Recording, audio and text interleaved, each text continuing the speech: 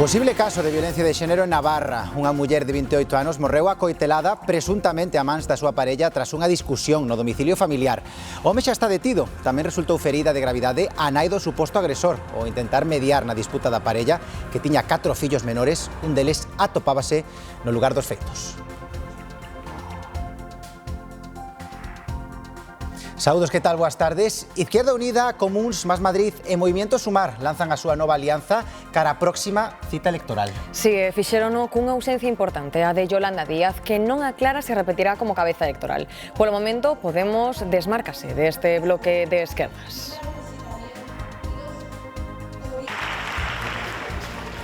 Aumenta a venda de produtos precociñados e o ano pasado consumíronse 18 kilos por persoa. Sexa moito ou pouco, é o mesmo que se comeu de peixe. A diferenza é que os primeiros non paran de subir e o pescado de baixar. Logo vemos se os galegos somos máis de microondas ou de pota. Sí, pero non tanto como os demás. Acabo de fijarme na persona que vai ante miña e levaba todo precociñado. No, normalmente non. Nos, si podemos, compramos todo fresco. En un bar. Aproveito, tomo café e xa levo a comida para casa. A verdade que sí, que notase sobre todo desde o tempo da pandemia que aumentou bastante a venta. Días de chuvia, hoxe é o primer día que salgo a correr con sol, que se dá justo. En los perros, los animales que también estaban estresados de estar en casa. Saiu o sol e saímos en manada á rúa. Quen máis e quen menos buscou hoxe a súa dose de vitamina D. Cada un aproveitou para facer o que levabamos desexando e o que o tempo prohibiu durante meses. Paseos, praia, exercicio ao aire libre, opcións para todos os gustos. En os deportes, hoxe temos partidazo nesta casa. A partir das 4, Deportivo Eibar. Imos ata Riazor que a última hora. Patricia Rodríguez. Que tal, compañeros? Así é, faltan menos de 2 horas para que comece ese partido que veremos na Galegas. 4:15, Deportivo Eibar, o Deportivo que non se pode confiar agora mesmo. É cuarto clasificado, está a 4 puntos dos postos de ascenso directo. Hoxe boa oportunidade para recibir a un Eibar que non sabe aínda o que gañar fora da casa. O Deportivo buscará a súa segunda vitoria aquí en Riazor, un Riazor que se agarda cheo, nun ambiente de entroido, día solleiro, e aquí estaremos para contárllelo a partir das 4:05. Xa na previa e ás 4:15 que comezará o partido na primeira canle da Televisión de Galicia.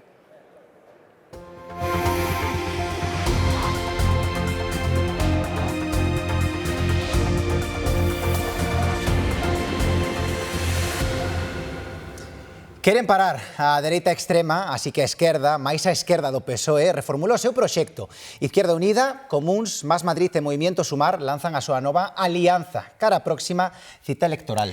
E fixérono cunha ausencia importante, a de Yolanda Díaz, que non aclara se repetirá como cabeza electoral. Polo momento, Podemos desmárcase deste bloque de esquerdas. Esquerda Unida, Máis Madrid, Comuns e Movemento Sumar presentan a súa alianza electoral de cara ás vindeiras eleccións en España.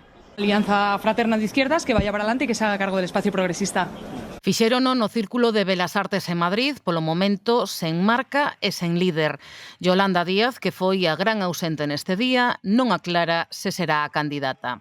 Non va de outra cousa, non va de hablar de nosotros mismos. Outra das ausencias foi a de Podemos. Y por ese camino lo que habrán barrido no es a la extrema derecha que dicen combatir, sino a la izquierda. ¿Le parece que no asista Podemos ni la vicepresidenta segunda? Ya hemos dicho que esperamos ser más. Hoy somos muchas, pero queremos ser muchas más. Abriendo el espacio a todo quien quiera venir a él, pero desde luego la izquierda va a estar a la altura. O acto denominado Un Paso ao Fronte chega tras a charla do pasado mércores, onde o voceiro de RC no Congreso, Gabriel Rufián, presentou a súa proposta para intentar frear a PP e a Vox nas urnas. O secretario xeral do Partido Popular cualifica de reality show a nova coalición das forzas de esquerda. Miguel Tellado asegura que están nun río a deriva e só lles preocupa sobrevivir. Estamos ante un auténtico supervivientes, que tiene un protagonista especial, que además está encantado de serlo, que se llama Rufián. Deberían replantearse cambiar el nombre, ya lo van a hacer, ya no se va a llamar Sumar, pero yo les ofrezco uno, bien podrían llamarse Flotar. Están atados al tronco en un río que les lleva a la deriva.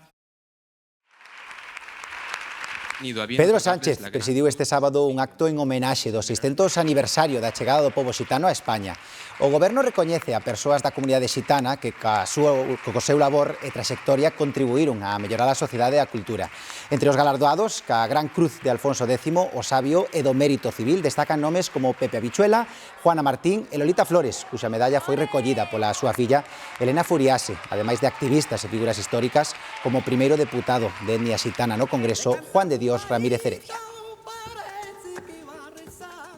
Alfonso Rueda asistiu hoxe en Oviedo ao Congreso Local do Partido Popular que se celebrou con Mario Arias como único candidato. O acto contou tamén coa presencia de Miguel Tellado, entre outros dirixentes populares. Na súa intervención, o líder do PPDG agradeceu ao actual alcalde de Oviedo, Alfredo Cantelli, o seu apoio á promoción do Camiño de Santiago e pediu que siga sendo así, sobre todo coa vista posta no Xacobeo 2027. Todos esos peregrinos cada vez más internacionales, cada vez más países, cada vez con más capacidad de gasto y de disfrutar y de dejar economía en los lugares en los que pasan, vienen de muchos lugares. Y yo nunca estaré lo suficientemente agradecido a los que apuestan por todo eso, porque están apostando por Galicia, pero también por sus territorios. O BNG exixe medidas urxentes para frear a baixada do prezo do leite e poñer fin ao que cualifican de injustiza inaceptable. Nunha visita a unha explotación gandeira na comarca do Deza, Ana Pontón advertiu de que as empresas leiteiras anuncian recortes de 6 céntimos por litro na renovación dos contratos. Dixo que hai que tomar medidas para frear esta situación. Que deberíamos de ter o obxectivo de chegar ao 50% da produción do Estado e apostar tamén porque o leite que producimos en Galiza se transforme aquí con produtos que xeren máis valor engadido. O secretario xeral dos socialistas galegos participou hoxe nun acto en memoria aos 8 de Boiro. O Concello e a Comisión pola Recuperación da Memoria Histórica do Barbanza organiza esta fin de semana unha homenaxe a estes 8 veciños da localidade fusilados no franquismo. E lembrar a acción desas persoas que traballaron nunha sociedade civil desde o ámbito da militancia política, sindical, pero cunha presencia moi activa na sociedade civil e a lembranza ás políticas que temos que facer permanentemente día a día para recuperar esa memoria democrática. Tras a detención do expríncipe Andrés de Inglaterra, o goberno laborista estuda sacar adiante unha lei que permita eliminar o irmán do rei Carlos III da liña sucesoria. Andrés Mountbatten Windsor foi liberado o xoves baixo sospeita de presuntas filtracións de información sensible ao pedófilo Jeffrey Epstein. O expríncipe Andrés ocupa o 8º lugar na liña de sucesión ao trono. Eliminalo da liña sucesoria sería o seguinte paso despois de que o rei lle retirara todos os seus títulos e privilexios en outubro.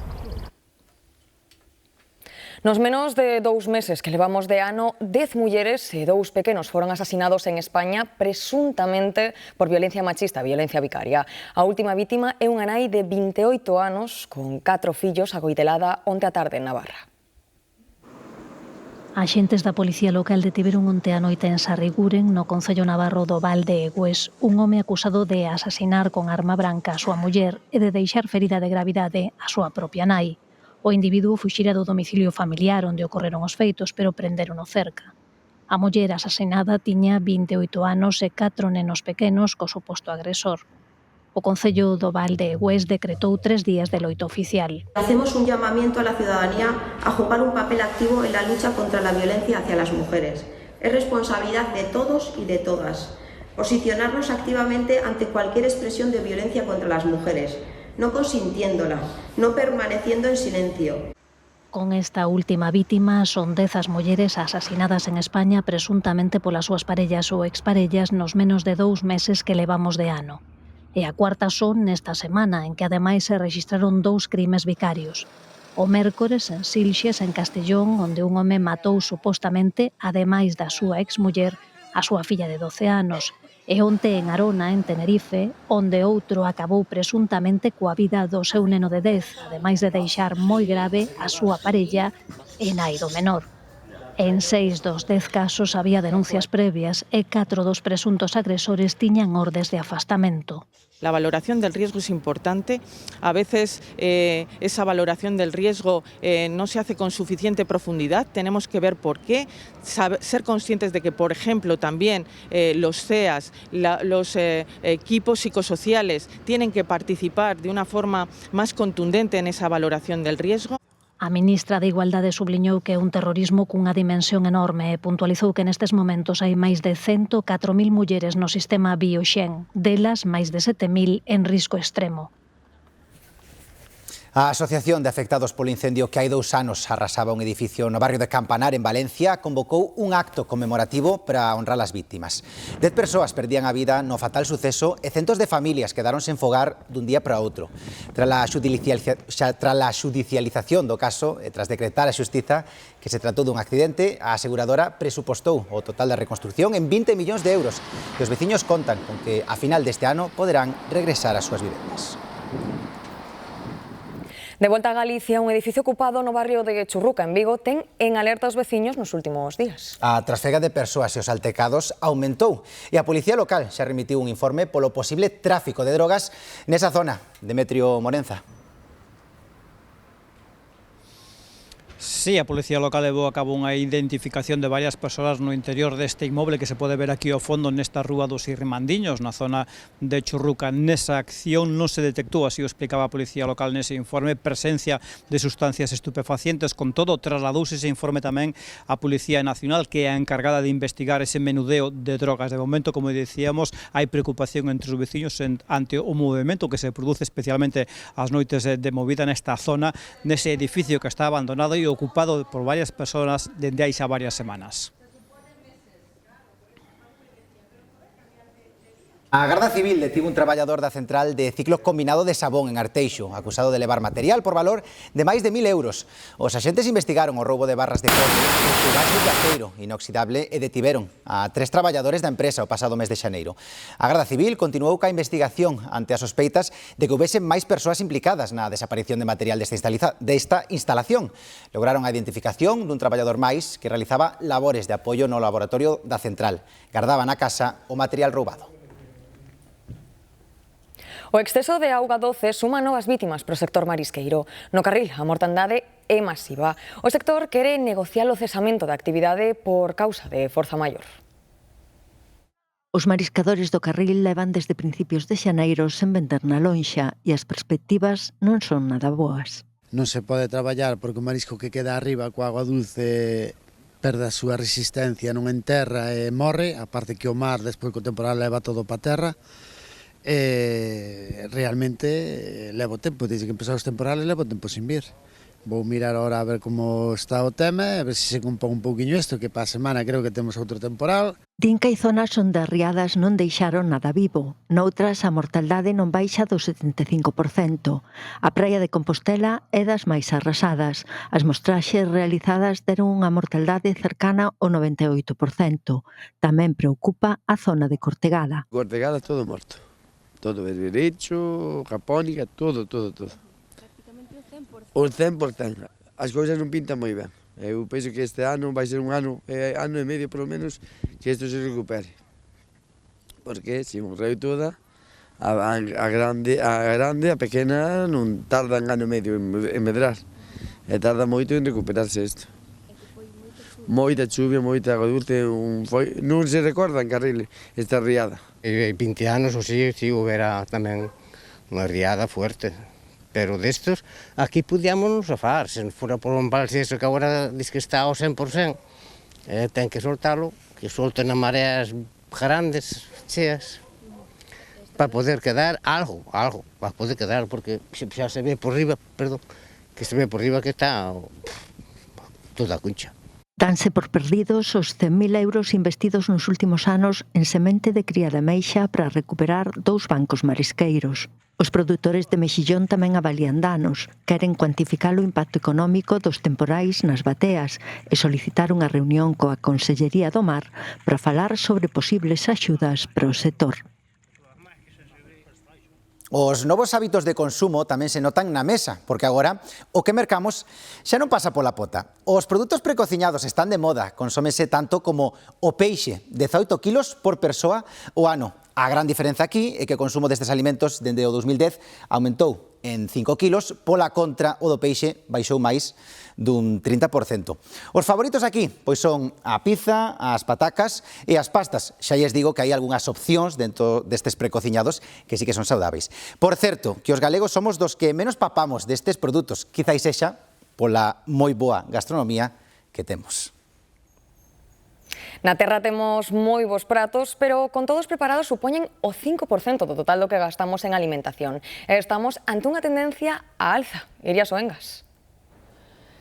Si, a falta de tempo ou de habilidades na cociña está detrás do incremento na venda de pratos cociñados. O consumo de pratos listos para comer incrementouse un 5% en España o ano pasado. Unha tendencia que fai que a oferta de comida preparada nos supermercados non deixe de medrar.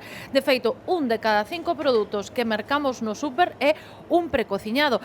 E tamén proliferan cada vez máis tendas como esta en que podemos mercar un menú completo a un prezo máis económico co do menú do día dun restaurante. Cada vez temos menos tempo para cociñar, o que se traduce nun incremento nas vendas de comida preparada.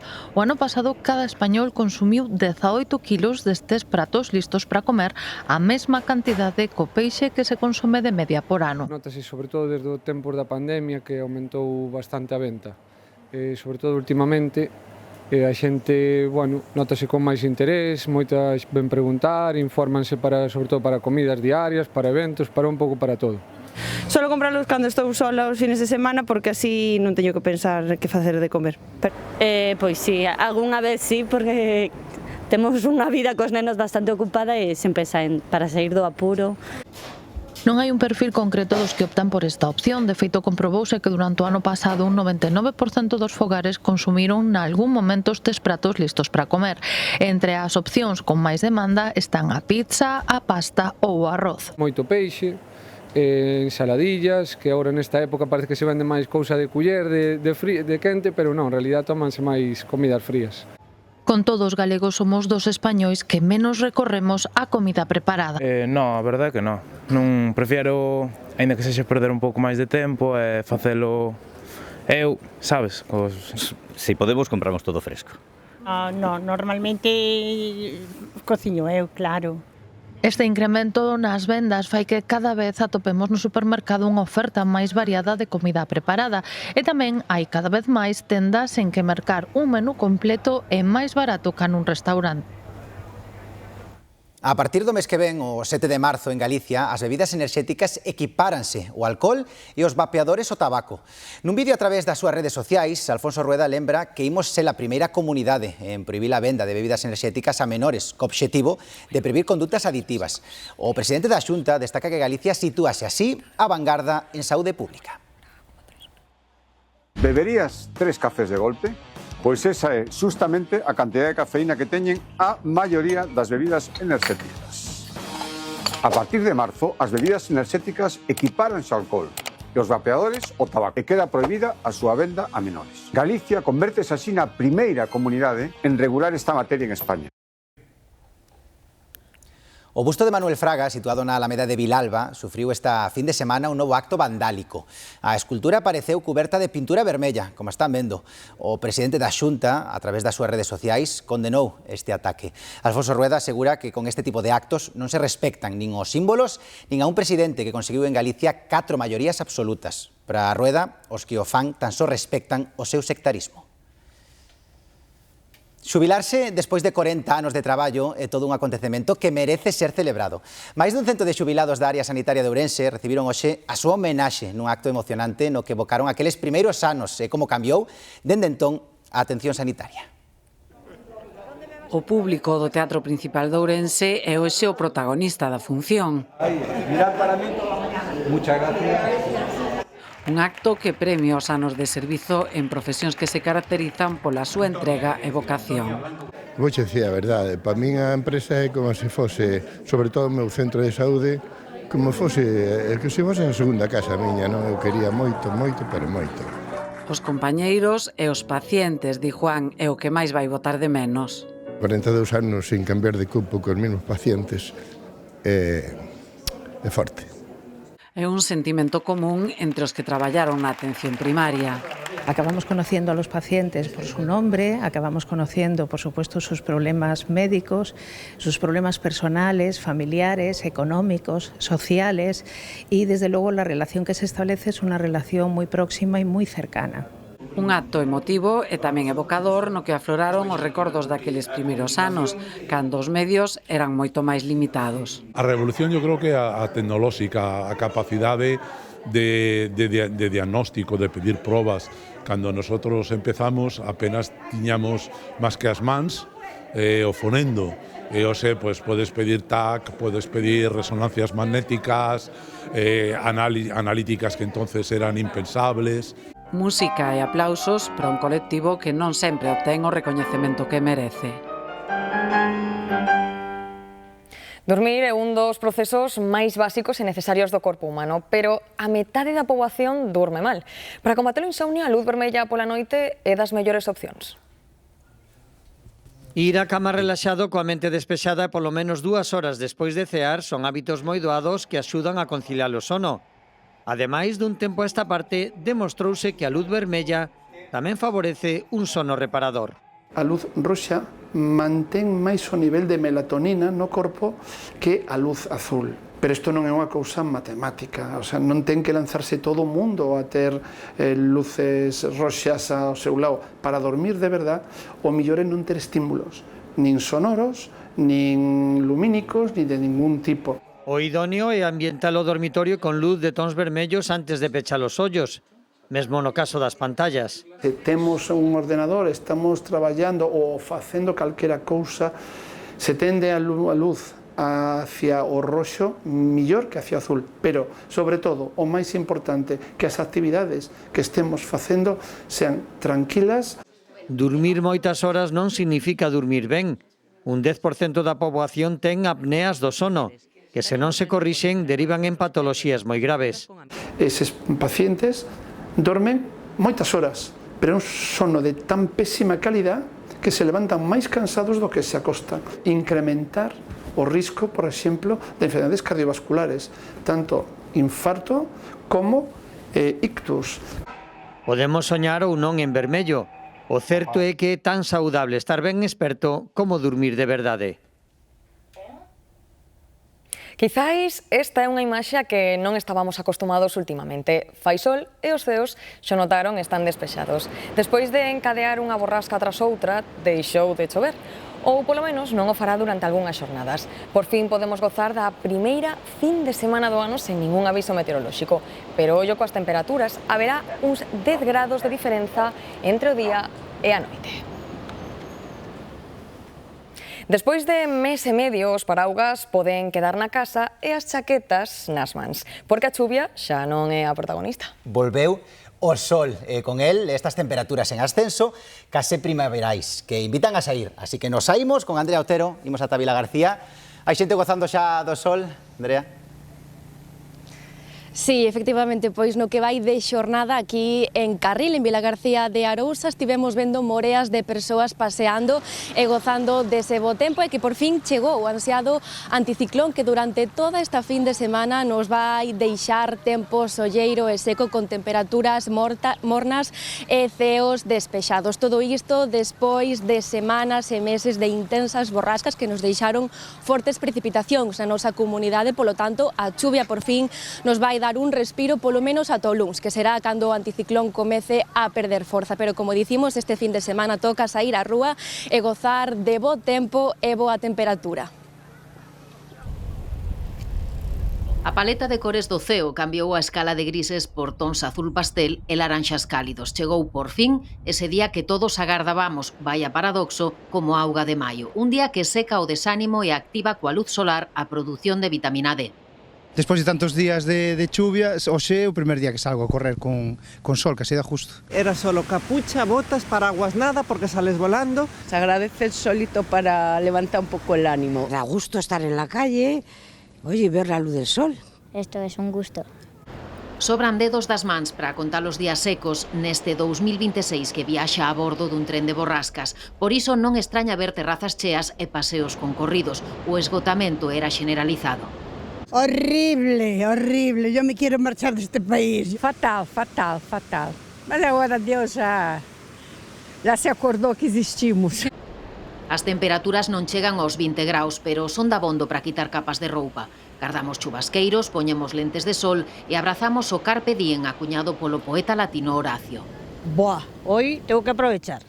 Tengo que salir de casa, lo de casa ya lo haré outro día, en outro momento. É o mellor, sí, que faga o tempo poder salir con ela e sí, aproveitar ahora. Ahora que está lindo, disfrutándolo. Son días para recuperar sensacións antes de que recunque a chuvia. Polo momento, gaña o sol. E o día préstase para visitar as nosas cidades e coñecer o patrimonio cultural que nos rodea, contado, iso sí, por un guía de turismo. Si, hoxe é o seu Día Mundial, unha xornada que recoñece a súa profesionalidade e que nos permite participar en visitas guiadas gratuitas en distintos lugares do país. O mediodía arrincou na Praza das Praterías a primeira visita guiada gratuita que hoxe se celebra en Santiago. Silvia conduce un grupo de visitantes aos que lles explica a contorna da catedral, contextualiza a historia, fala de lendas e tradicións e amosa recunchos nos que non repararíamos se non fose por ela. Normalmente o que se agardan de unha visita, de unha guía turística, de unha visita de guiada, é que lle fales moito de historia. Nos misturamos historia con un pouquiño de lendas, curiosidades da cidade, curiosidades que sempre fan un pouquiño máis ameno que a visita e ao final é o que lles deixa moi bo sabor de boca a eles. Yo es que estudié historia y estoy estudiando ahora historia del arte, entonces me está pareciendo muy interesante. Porque soy de Vigo, pero he venido aquí a Santiago porque, claro, Santiago tiene tantos monumentos, tanta historia, sobre todo la catedral, y muchos detalles que explica de la fachada, las estatuas, por ejemplo, los personajes. Esto de Santiago, o sea, Salomé y Cebedeo y tal, no conocía realmente quién era el nombre de los padres de Santiago y eso. O seu paraugas amarelo da Asociación Profesional de Guías de Turismo de Galicia é unha garantía de que o seu é un traballo cualificado. Profesionalidade é unha máxima. Rigurosidade sempre, aínda que eso, fales de lendas, curiosidades, etc., o que intentamos é que haxa unha rigurosidade, non contar cousas porque sí, senón que todo teña unha base, todo o leve o que che estou contando aquí agora, che leva o que imos a ver despois, todo está relacionado ao fin e ao cabo. As visitas gratuitas continúan durante a tarde. Ás 5 repetimos aquí en Santiago, a que é Compostela contada, outra vez ás 5, e despois lendas de Compostela. Vale? E tamén ás 5 temos Padrón e temos Ourense, e Lugo. Reivindican o seu papel como embaixadores do territorio e as visitas como unha experiencia que enriquece a percepción da nosa cultura. Un ano máis, xa van 15, Vigo acolle o Salón Retro Galicia, un percorrido polos automóviles e motocicletas que espertaron paixóns hai anos, pero que seguen levantando o ollo, alá por onde van. Un milleiro de vehículos expostos, moitos deles aportados polos afeccionados que converten o amor polos automóviles clásicos nunha auténtica paixón. O recinto feiral de Vigo retrocedeu varias décadas esta fin de semana para acoller unha nova edición de Retro Galicia, unha viaxe ao pasado da historia do automóbil e da motocicleta. Milleiros de apaixonados do mundo do motor puideron desfrutar e tocar en vivo os vehículos que nun tempo foron as iconas da industria automobilística. A verdad que vense coches moi interesantes.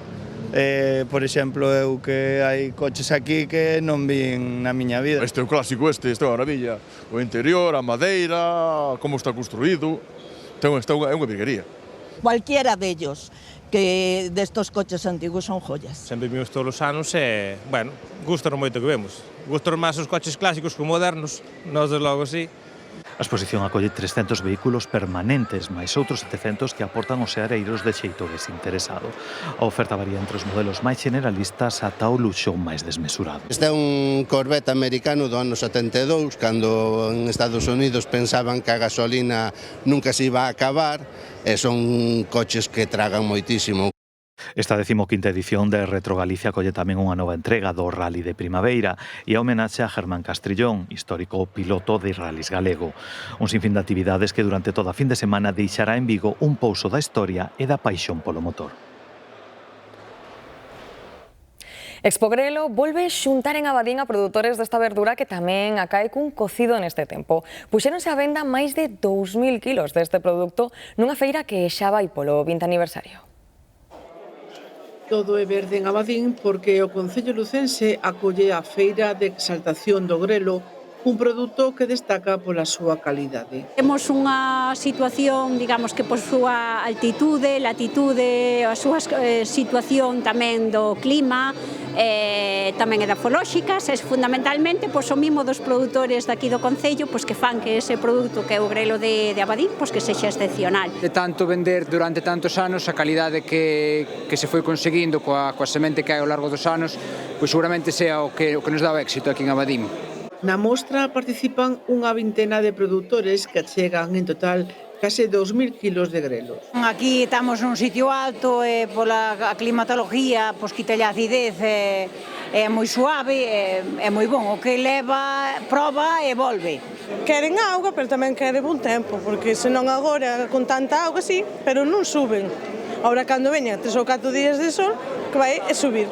Este produto está amparado pola indicación xeográfica protexida Grelo de Galicia, é moi apreciado na cociña e resulta idóneo coa carne de porco. Son de aquí de Lugo e sempre vimos eles aquí todos os anos.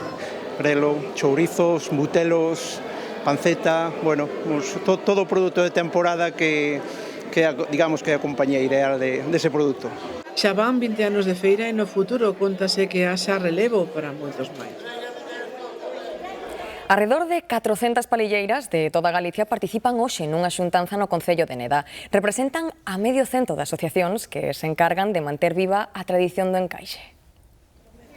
420 palilleiras de toda Galicia amosan nesta xuntanza de Neda as últimas pezas nas que están a traballar. O diseño vai ser un chal diseñado pola nosa profe Ángeles, que é a mellor profe do mundo.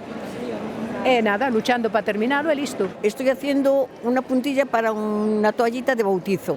Es un chaleco que hice yo de bolillos y me quedó muy bonito. Sí. O encontro pretende reivindicar o traballo formativo que fan no día a día as asociacións de palilleiras, un labor fundamental para manter viva a tradición do encaixe. Se apunta xente que se retira, así que ten o seu oficio, se retira ven a bolillos, moi ben, xente noviña non hai.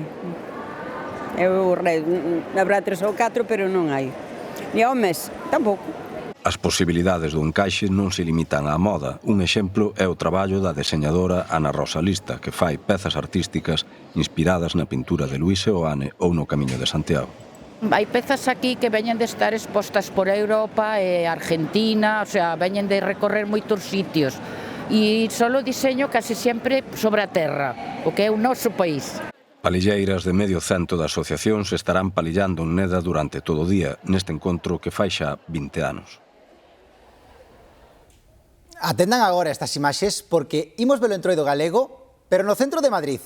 O corazón da capital latexou o ritmo dunha das expresións máis antigas e simbólicas da cultura popular peninsular, as máscaras. Madrid acolleu por primeira vez o desfile de mascaradas, unha cita inédita que converteu o espazo urbano no escenario vivo de ritos ancestrais procedentes de Galicia, tamén de Asturias e Zamora, grazas á participación das respectivas casas rexionais na capital.